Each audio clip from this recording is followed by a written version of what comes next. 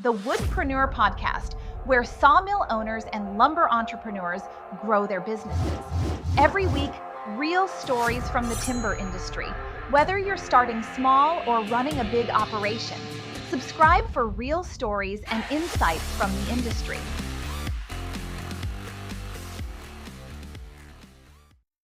Hello, and welcome back to a new episode of the Woodpreneur Podcast. I'm your host, Jennifer Alger, and today I am so excited.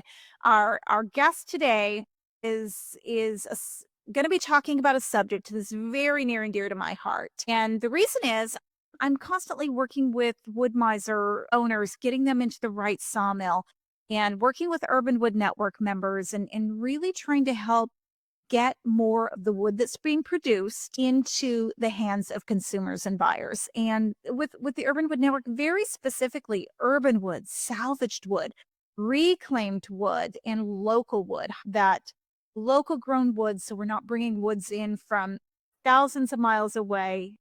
We're utilizing the woods right here in our own backyards. And so one of the big questions is, how do we sell more of it? Yes, we can mill it. We've got all the tools to do that. But how do we sell more of it? Get it into the hands of the consumers. So today, Alyssa has been kind enough to agree to join me. So I want to welcome Alyssa Olson to the show. Hi, Alyssa.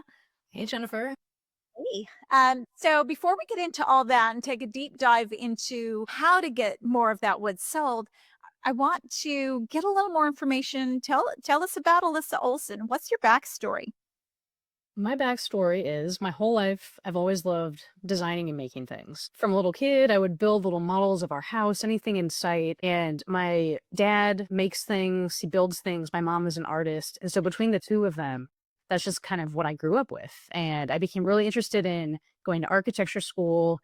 And when I got to architecture school, I found out about landscape architecture, and I ended up getting dual masters in both. And so I've been all about this integrated design process. And fast forward to moving to California after grad school, I ended up at a firm that did a lot of great design work.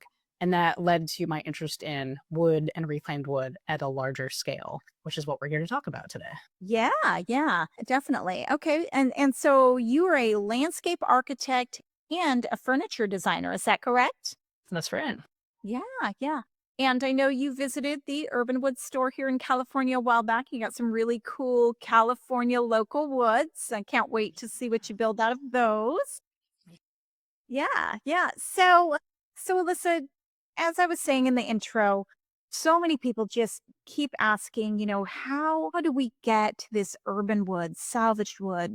How do we get reclaimed wood and local wood in front of the right people? And so I wanted to ask you, what, in your opinion, are the top 3 reasons why materials influencers are not speccing urban, salvaged, reclaimed wood or local wood within a certain region of where a project is going to be built?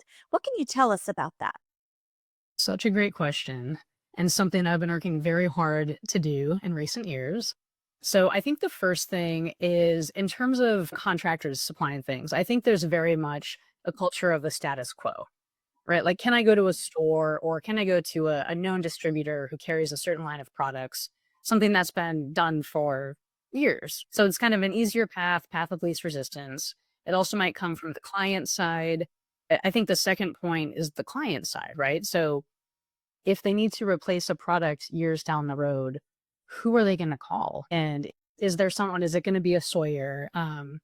It's kind of just like, how do you think about maintenance over time? Yeah. And then the third one, I would say, honestly, is just lack of designers having that in their portfolios, right? So if you don't So they don't know that it exists. they don't know it exists, you don't necessarily have precedent for it. And so it could be hard to prove, hey, this worked in this setting. You might know, like, I know other colleagues at different firms who have integrated it in their projects, but not necessarily of my own. So I don't always have that proof. Right. But I think the fourth one, actually, which is something I'm working on, is there doesn't exist a reclaimed wood specification. And so there's actually a gap in the process where if we had this specification, you could send it to the contractor, And that would lead them down the path of specifying reclaimed wood. Not just reclaimed, meaning that it was in a structure before, but you're in that you're also including, if I understand correctly, urban wood, wood that came from city streets. Is that correct? Correct. Yeah. Urban, Yes, yeah. salvaged. Urban, salvaged, reclaimed, all of those woods. And so you're working on a spec for that. Can you give us any little teasers on when to expect that, and what kind of juicy details are going to be in there? Yeah, well, so the National American Society of Landscape Architects Conference is coming up in less than a month. I'll be co-speaking with a friend and also talking more broadly about reclaimed materials, but I'll be focused more on wood. And so my goal is to have a very solid draft for that ahead of the conference. Ideally, the firm I work for, Methuen, we have an R&D section of our website, and it's an R&D grant that I'm working on. And so my goal is to have kind of a soft launch available on the website by October 10th. Great, great. That is exciting. That is very exciting news. So you're working on a spec, and who will that spec go out to? Will it just be those within Methuen, or what are your goals for this spec? My goals for this spec actually, they've actually extended since I've been having conversations with people through this grant. But my goal is that it's available to any designer and builder. So ideally, it'll actually get filtered all the way up through the specification system, the CSIs, to become an official CSI specification. Yay, we can't wait. All right, so not having a spec, that's one limiter to getting urban wood and salvage reclaimed wood specified, or local wood. So what you mentioned, one of the first ones is it's just easier to just go out of the status quo. What is the status quo? Like the known contractors that they're working with. How did those get to be there, and how would new producers or new suppliers get linked in with that? That is such a good question. I think part of it is when we when we write our own specifications, it's typically dimensional lumber is what we're often working with, right? So things that are, let's say, tried and true in the industry, pretty standard. And so we will often say, okay, call this distributor at this location. It might be in your city, it might be a little bit outside of it. And so I think that's part of it, is reaching out to those distributors. Two parts. One, reaching out to those distributors and saying, hey, here's this network, or here's ancestry that you've been working on, or, Right. here's these other inlets and sources for you to consider. And so that could be one method. And then I think the other method is educational, letting people who are writing the specifications know, hey, there's these other suppliers and there's these other routes and things to consider when you're on the front end in that design process, which then will also get it in front of the client early, the contractor. So you can have those initial conversations earlier in the design process. Yeah, yeah. So somebody wants to build, a producer wants to build that relationship with an architect, a builder, a designer, anyone in that AEC community. How what would be some of the ways that you would receive them and listen to what they had to offer, so that you could get introduced? Where are some of the places that they could meet you, or start building that trust and that relationship? Yeah, I think honestly, it could be a phone call, it could be a Zoom, it could be meeting in person or touring someone's facility. When That's a good one. that's a really good one. And funny enough, just to backtrack, because I have been through this process of getting, for example, Kyled Out into our specification on Mhm. two projects now.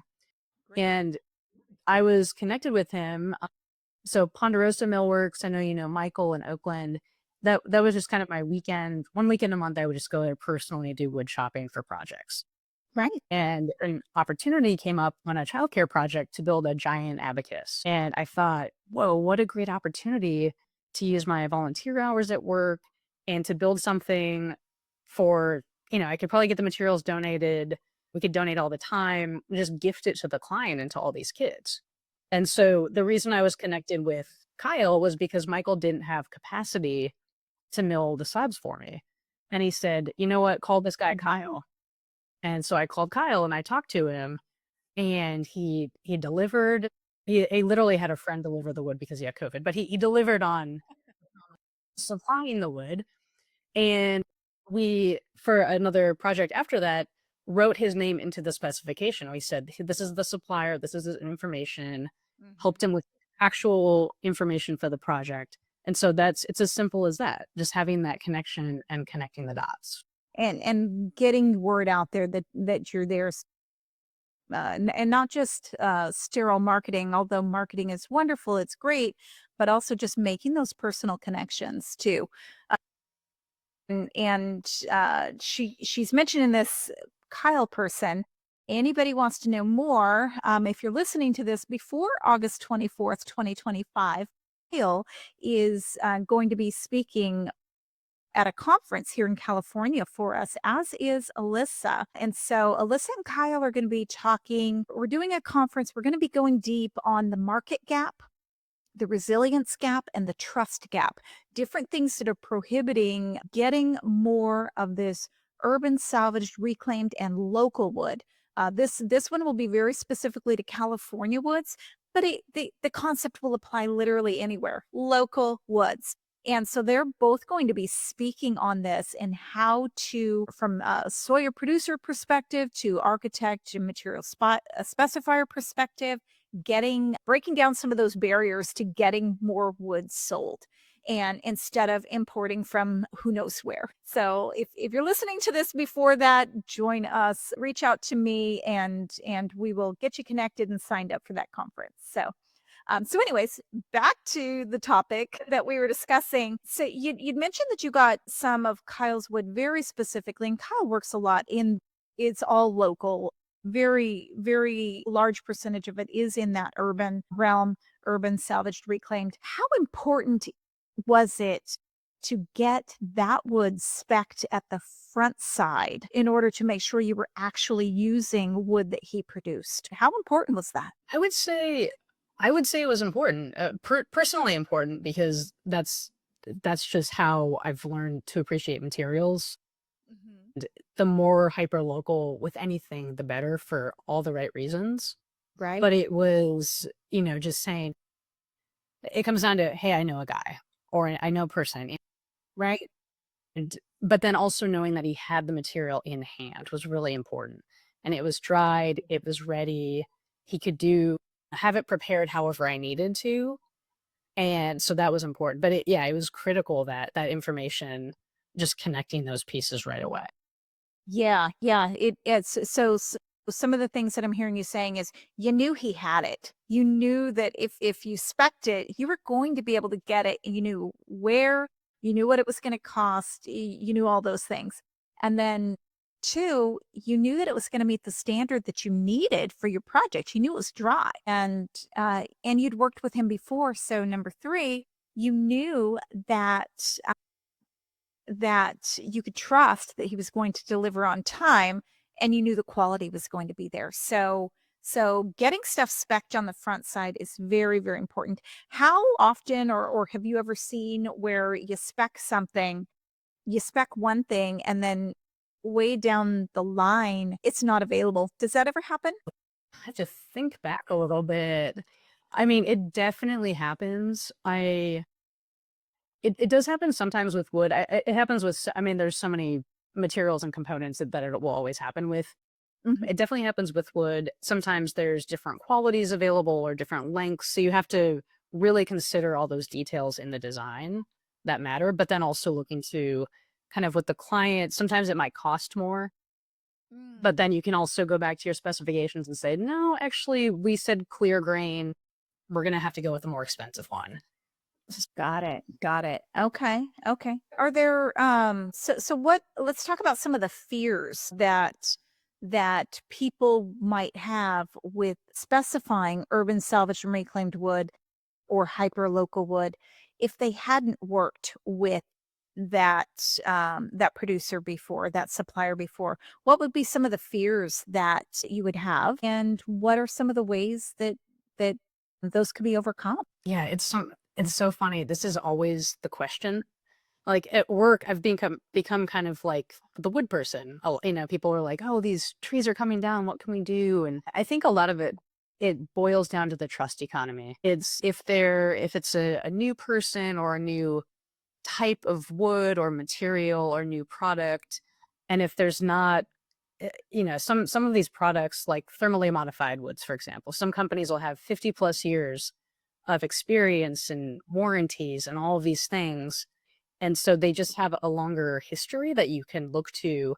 And so I think that's part of the challenge as well, is people just don't necessarily trust it, or they've had bad experiences, right? Especially in an exterior environment where it's less controlled. Although I've seen interior disasters, it's, humidity will ruin any project, if you if you let it.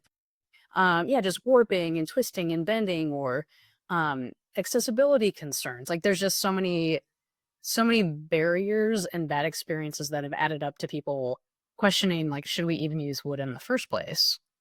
Ooh, yeah. Is Yeah. sometimes a question. And I would absolutely argue for yes, and especially for, if you're in an urban, a colder environment and everything's concrete and hard and cold, which and then there's also a much higher carbon footprint. So I think there's just all of these dynamic ways that you have to consider your materiality. But yeah, ultimately it comes down to that trust and knowing if you can trust a product Right. now, but then in the future with kind of those replacement parts.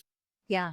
How important with those that you work with? I know you're a landscape architect, but you work with other architects, and so you do that flow from exterior to interior, and you work very closely with them to do that on both realms. So speaking for the whole industry, how important is sustainable regenerative materials when you're making those materials decisions? I would say increasingly important. Oh, And to the point, the company I'm at, we do integrated design. So interior, exterior, we blur all the boundaries. We try to match materials as much as possible, both inside and out. Of course, the specifications differ a little bit on those, but we try to really blend them. Also, sorry, I totally forgot the root of that question. I hope this was able to lot. So what was the sorry, can you repeat the question? Just how important is sustainable or regenerative materials in your overall purchase decision? Is Oh, um, yeah, yeah, yeah. are you saying that's like a top importance, or lower importance, with cost being first, or where does it lay in the grand scheme of deciding what materials you're going to grab or purchase? Yeah. Yeah, I would say it is one of many factors. It depends on a lot of things. At my firm, though, we sustainability is core to our process. So we'll have sustainable design sessions for every single project and go through a bunch of different things. Or if there's different rating systems we're going for, all of those things will total up points. I mean, it's not about collecting points at the end of the day. It's about making decisions that are smart for the environment, for the client's budget, for all these different things. But I would say it's absolutely one of our primary factors. And I Right. think even more so, like for example, we have red list and green list that we implement at our office. So if something is on red list for whatever reasons, if it's toxic, if it's, whatever it might be, if there's too much of a carbon footprint because it's shipped across the world, like there's, that's not totally my realm, but I know there's a lot of factors that go into all of that. Yeah. And with any sort of salvaged material, it's going to be green list for many reasons. Right, right. Okay. So urban salvage reclaim wood, that hyper local wood, that has some value there.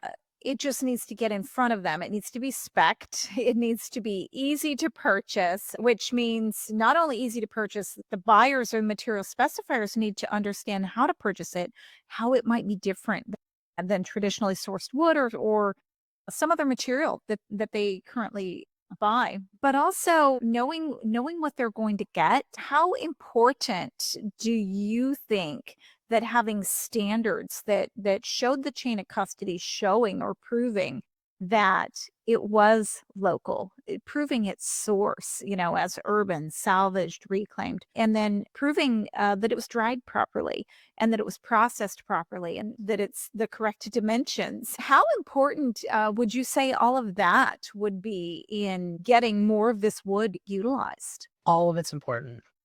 It's a full package deal. I think increasingly the chain of custody is more important. I think people have become interested in the story behind the wood, especially in landscape architecture. We used in the past a lot of tropical hardwoods, and I hate to say ipe, but it's true. It's a common standard. And what's really hard about ipe trees is you have to cut down an entire forest around the tree to get to the tree. And these trees take so long to grow and become mature. It's we shouldn't be using that as a resource, even though it's incredibly durable in an exterior environment. And it But I doesn't think grow around here. So you're also importing it from long you're importing. distances. Yeah. You are. And it can be hard. FSC has kind of been the goldish standard for a long time, but and I think it's harder to fake that. I had heard stories that people would kind of like fake paperwork and, just to sell their products but then want to turn their land into pastures, which is even worse. And you're not regenerating the forest. Right. So yeah, there's just all these kind of layers of things. But I think that one, and that's the power that we have as designers in our specifications is I haven't written eBay on a set of drawings for many, many years. Like as soon as I got that information, done. So I found alternatives. And then in terms of just those other components, they all matter. Like it's all kind of a package deal. So when the USRW, which is Urban Salvage Reclaimed Woods, USRW certified urban wood comes out with that chain of custody showing all of those things, you'll find that of great value. Would that be a correct statement? That would be correct. That, and then knowing, because I looked through your certification process, which also I'm so impressed because of the standards, but it's showing that it's kiln dried. It's showing all of these metrics that really matter at the end of the day. And so you at least know that the product is there. And then knowing the availability, there might be a little bit of education around range of character of the pieces. It might not be Right. this incredibly consistent thing, maybe not at day one, but also as wood ages, it does change in character also. So I think that's part of the conversation is education, expectations, aesthetic. And then also a big thing, which I think Ancestry is going to really help to solve is knowing the availability, the quantities, the sizing, just having that information so you can basically design around it. Yeah, knowing that if you spec it, you can get it. Yeah, exactly. Yeah. Yeah, and that it met certain criteria of standards and that chain of custody. Yeah. So yeah, we are very, very excited about rolling that out, getting that going. Anything else that you feel really passionate about that you'd like to share? I think just passionate about getting materials to designers and builders at a nationwide scale. Like this is something like we have shared values in material sustainability and just using the resources that we have right here in our country. And so I think, yeah, just getting the word out, connecting people, getting all of these initiatives just tied together and funneled together and just getting that Yeah. out for people. And all the different things that we're working on, all the different pieces of it. You're writing specs to get urban salvaged reclaimed wood specified, making it easy for others, for literally for your direct competition to be able to specify this because you're passionate about it, which is amazing. And we're working on standards so that there's chain of custody. We know what the standards are, so that makes your industry's jobs a lot easier and a lot safer, a lot more secure. And then Ancestry, as you've mentioned, Ancestry is a database. It's an inventory management system database that is going to go live soon. That part's live now, but the marketplace side of it's going to go live soon. All these architects will be able to go in there in this aggregated inventory management eBay, Amazon style shopping experience to be able to see all the woods that have been put in there that have verified the source, verified what stage of the drying they are, or if they're green, it declares that, and making it easy to get in their hands. So all the little pieces are coming together. Like I mentioned before, we're going to have a conference. We're going to kind of dive into how we're cooperating and collaborating with all these different pieces to knock down some of those barriers to entry for urban wood into the built environment. And so very, very exciting. And not just the built environment, the exterior as well, but just working through all of that. And another thing, I know when I first took over the podcast, one of the things that we were talking about was the Woodpreneur podcast would be, because we'd gone into, or it had gone into, all the different things from design and architecture and sawmills and woodworking and all this diversity. Then Steve decided, hold on. So him and Alyssa started a designers and builders podcast. And so all the design, the architecture, all of that, this podcast accepting, all of that has moved over to a new podcast called Designers and Builders. So if you want to dive deeper, hear more about that, definitely go over, check out Alyssa's podcast. And this podcast will primarily be geared towards sawmills, wood producers, and woodworkers. So, but as wood goes, there will be some crossover between the two. So yeah, definitely go check it out. Alyssa, how can people contact you? I think the two best ways would be LinkedIn and Instagram. So LinkedIn, Alyssa Olson, and Instagram, Alyssa Olson Sweet Angel. All right, sounds good. Well, Alyssa, any parting words? Anything else you have to say to the audience? I'm excited for what the future holds, and I can't wait for us to all work together to get there. Yes, same. Thank you so much for being on the podcast today, for giving insights into how more of the people who typically listen to this podcast, who are sawyers and producers, can get their wood sold. And so thank you so much for that. Very much appreciated. And we'll see you next time. Sounds great. Thanks so much, Jennifer. Thanks.